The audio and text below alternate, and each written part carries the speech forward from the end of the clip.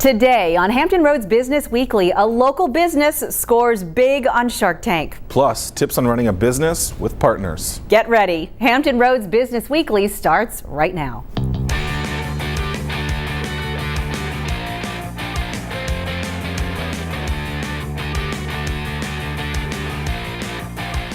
Hello and thanks for joining us today. I'm Cheryl Tan. And I'm Zach Miller. Welcome to Hampton Roads Business Weekly, a weekly look at the businesses and entrepreneurs making an impact right here in Hampton Roads. Today, we take another dip in the Shark Tank. Mary Beth and John Lugo started their company, Kazan Bikes, in Virginia Beach, but things really took off for them when they appeared on ABC's Shark Tank.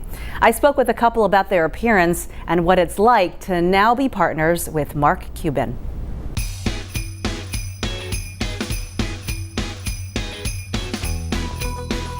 You may remember seeing Kazan Bikes on Shark Tank. Today we get the opportunity to speak with the company's owners, Mary Beth and John Lugo. Thank you both for letting us talk with you about your growing company. Thank you. Yeah, thank you for having us. So you were on Shark Tank in 2013, but of course it's not an overnight kind of thing. You actually started it several years before that, with the idea of bringing the balance bike to the United States market. John, talk with us about how you came up with this idea and why you decided this was the business.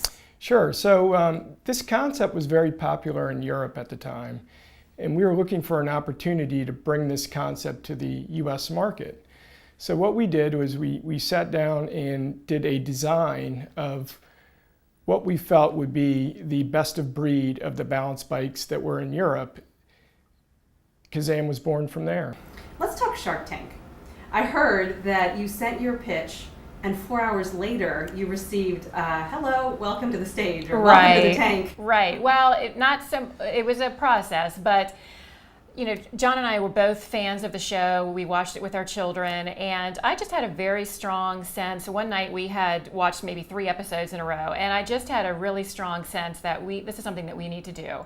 And so I had gotten online, looked at their website, found out that there was an email that I could send, just a little bit of information about our company. So he went to bed, I stayed up late crafting my email. I did not send it because I just had a bit of nerves that maybe they would call us and I wasn't ready to send it. So I sent the email the next day at 1:30 and I got a call at 5:30 from the producers wanting to talk a little bit further about it.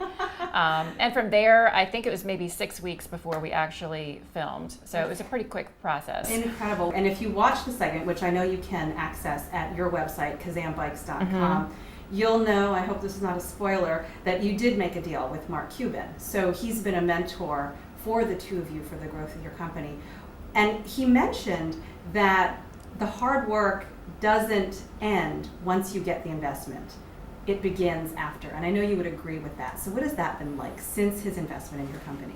Oh, absolutely. Every day, come to work and, just pushing the ball down the field. It's it's been an amazing journey.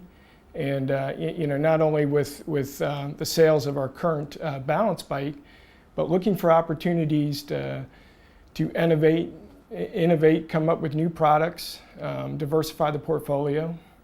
The field is very different in 2016 than it was when you started.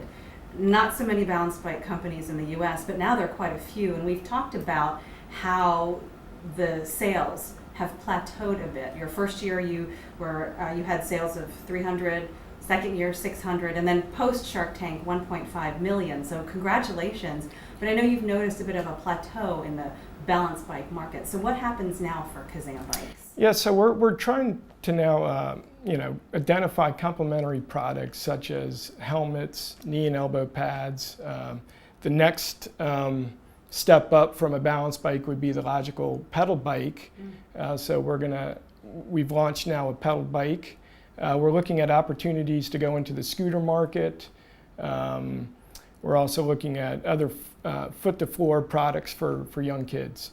And what does that process look like as you try and create these complementary products?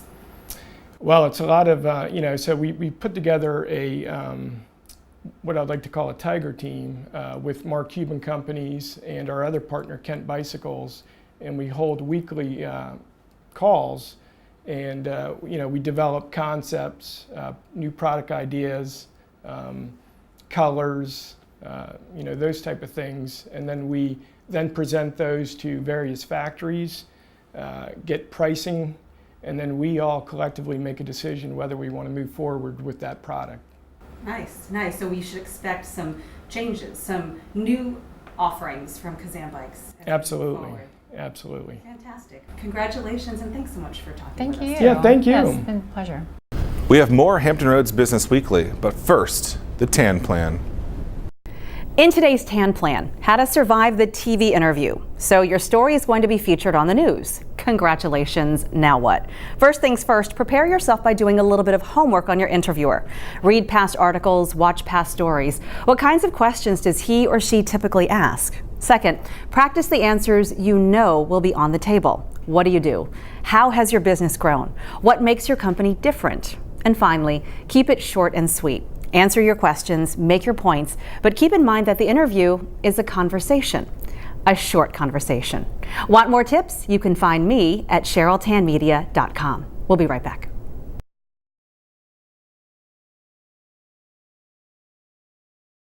Welcome back to Hampton Roads Business Weekly. We're here with Tracy Link of Integrity Security. Tracy, thanks for being with us today. Oh, thanks for having me. So you guys have been in business now for what, 16 to 18 months? Yes.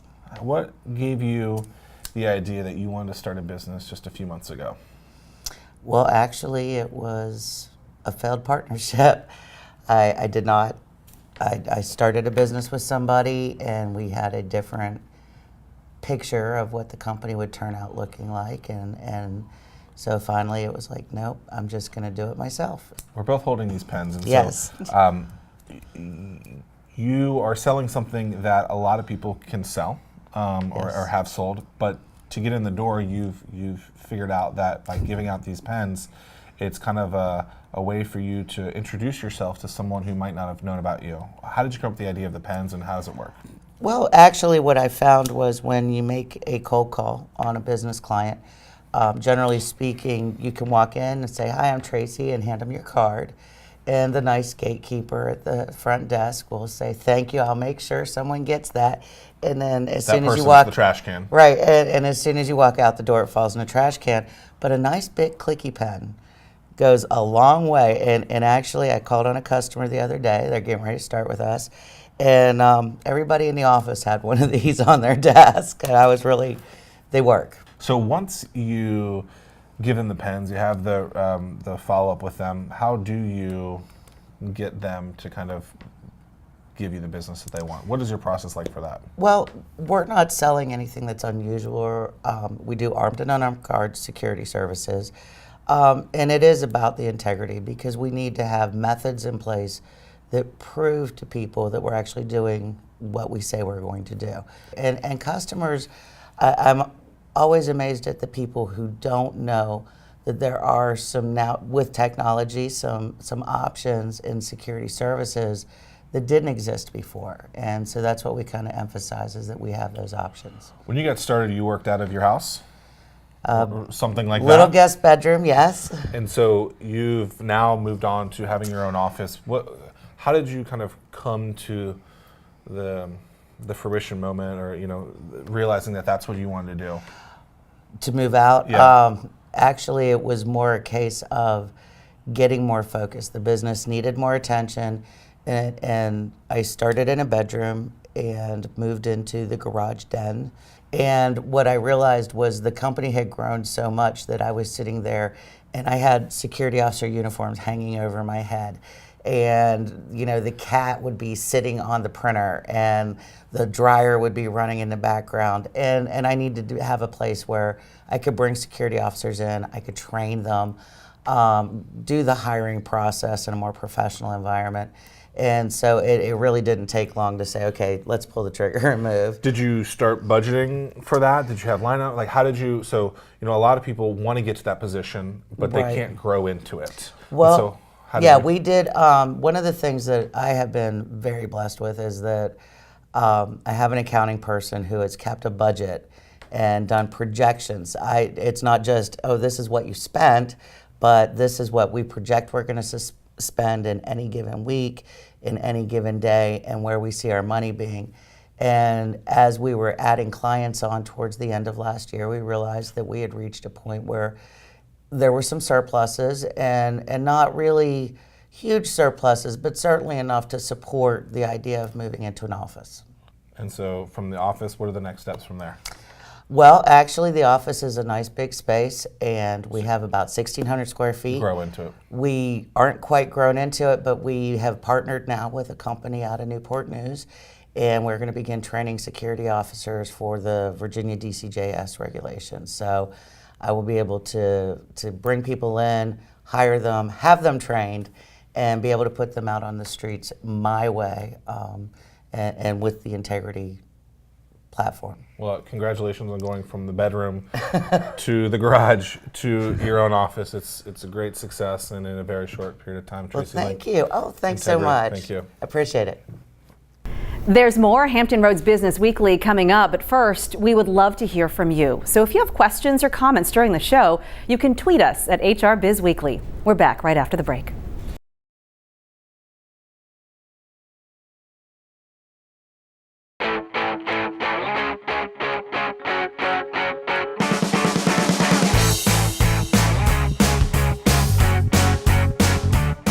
Welcome back to Hampton Roads Business Weekly. Running a business by yourself can be pretty tough, but running a business with partners presents a whole new set of challenges. Who's responsible for what? Who answers to whom? I spoke with the guys from Custom Home Improvements about the unique way they work together. Congratulations to our Entrepreneurs of the Week. Let me introduce you to them. This is Tim Swizig, John Ledgerwood, and Dana Achenbach. Congratulations. Thank you so much. Thank you. The three of you are at the helm of Custom Home Improvement in Virginia Beach. You've been doing so since 2009, smack dab in the middle of the recession. So I wanted to ask, why start at that time, and what brought the three of you together for this project? It was a little scary, but it basically was the American dream. You know, everybody wants to run or own a business. But we did a lot of research, and while some would say, you know, that's the worst time to maybe start up a business, we got a lot of research that suggested it was actually a great time, because any startup business is going to run through a series of problems and kinks to work out. So the theory behind it is, while maybe the economy isn't the best, you have a time to kind of experiment and grow, so that hopefully the two coincide. What was scary is, you know, our homeowners in the market at that time, we specialize in roofing, window, siding, and trim. And in the middle of the recession, you know, it was, are they going to need this? But really what made it a little easier is your home still needs those products, whether there's a recession or not. We've talked with other entrepreneurs who've said, I'll never have a partner, I'll never do it with someone in business again. But the three of you work really well together, and I think it's because you've separated your skills and you have very separate ones. So talk a little bit about how you made that come together and work correctly. Pretty simple. I'm the oldest brother. Dana's the middle. This is our baby brother. There you go. We love each other like brothers. We'll fight like brothers. And I think most important, we're honest with each other like brothers and family would be. I wouldn't have it any other way. Right. I like how you described it to me earlier, where each of you is the head coach of your own department. So Tim, you're in charge of sales. John, you're in charge of the production, which is everything that you do to a house. And Dana, you're in charge of marketing, but then you're also the assistant coach. I like your sports analogies, by the way, of the other departments of your team. Business and sports can have a lot of correlations in them. And so we use that with our staff, which is really nice, because as you went over, you know, we're the head coach of each of our departments, but in any one of our absences, then we can jump in and be the assistant coach to help any, you know, employees with areas they need help, but never to override the head coach of that department. So there's a lot of you know, team efforts in here. What would you say to other entrepreneurs who are watching this? Any last piece of advice? Have fun. You know, there's some days that are stressful, but I'll tell you, we kind of all have our own little niche, and you know, whether whether you're running a company on your own, I'm sure in that case, then you're leaning maybe on 1 or 2 employees who are managers. We certainly do that, but it's nice to have 3 owners to be able to buffer things. And sometimes I'll get caught up a little bit too much and get wound a little too tight, and both of these guys will sit me down and yeah, try to draw out some humor and have a little bit of fun, because when you're thinking clearly that way, I think it makes running the business a lot easier. And if you don't have fun with it, you have to find that happy medium, because if not, you're gonna want to rip your hair out. And it's hard enough, and I've heard horror stories from restaurant entrepreneurs where it's a 5 a.m. till whatever, depending on how late, plus add another 2-3 hours on after. And without 3 of us here, we do rotate late nights, once a week that one of us is here. But if it would be any one of us on our own, we'd keep just for men in business. If it was just one of us, we'd be that gray. So, I mean, you got to have some humor with it and have fun with it. So. I think another big thing is just don't give up. You're going to go through hard times. You're going to have dips in the roller coaster, and so many people get so caught up in the dips and not focusing on how to get out of them. So we're real big of when we run into any problems or issues, we don't sit there and drill over the issues. We immediately go to the solutions and how we can get by it and keep moving. So you just have to have that don't give up attitude.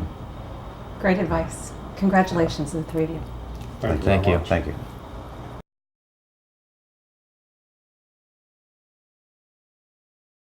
Welcome back. All this month, we are talking about growth, smart ways to expand your business. I spoke with Dr. Karen Eagle, professor at Regent University, about moving an online business into the world of brick and mortar.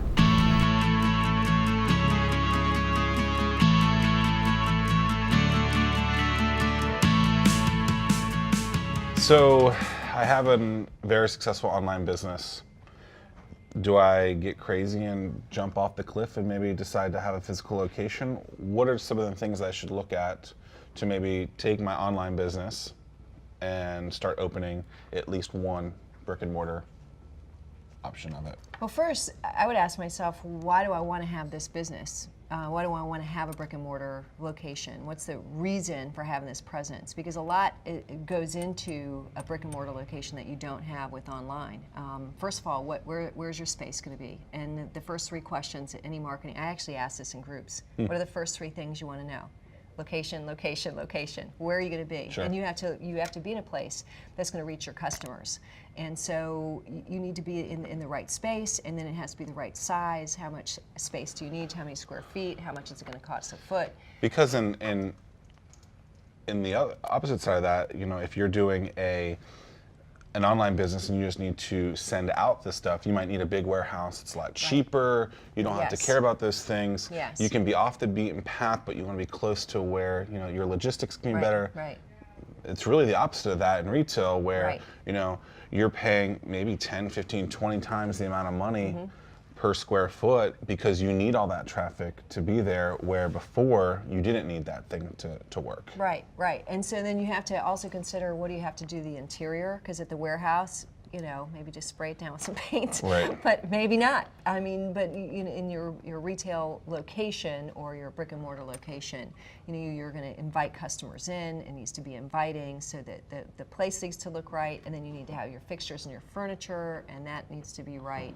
And so there's a lot of money that goes into that. Sure. But if you find that there's a return element, that you can make money by doing that, if there's a customer that's not being served, and I think that's the question that we need to ask ourselves, like, who is being underserved in this area?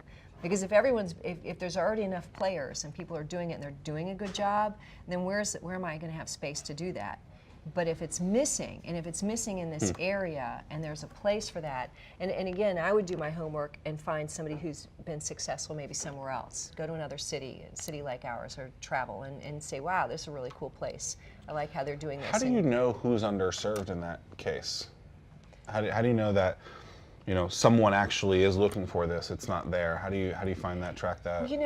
I think the people that I'm familiar with that have been successful in business have background in that arena. Okay, so if I'm in the IT world, maybe that I've been in the IT business. I was in the fashion world. I knew the fashion and the evening wear business, and so I knew that there were places, I knew what product was out there, and I knew I couldn't find it in this area. And then you need to just start have focus groups or talk to people or visit other stores and see what they carry. And you just do all the work that we do to develop a marketing plan. Yeah. Are people usually that make this transition or add this kind of piece to their business model, are they typically building something that is an enhancement to it, or literally just a location to be there? I think that I see more common where people have a brick and mortar business and try to go online than the other way around. Right. Because I think a lot of times online businesses are successful in their own right. They kind of have their niche, and perhaps maybe they need a showroom. Maybe their building is conducive to set up a showroom, and they feel that they could at least bring in some local. Maybe it's in a place where that might work.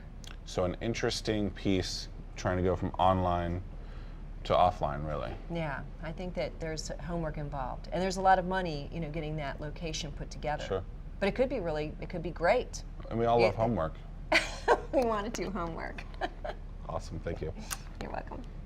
That wraps up another edition of Hampton Roads Business Weekly. Like us on Facebook and Instagram at HR Business Weekly. There, you will find segments from previous shows, plus some great behind-the-scenes pictures and videos. For Hampton Roads Business Weekly, I'm Zach Miller. And I'm Cheryl Tan. We'll see you next week. Hampton Roads Business Weekly, sponsored by Regent University and produced by ABC 13.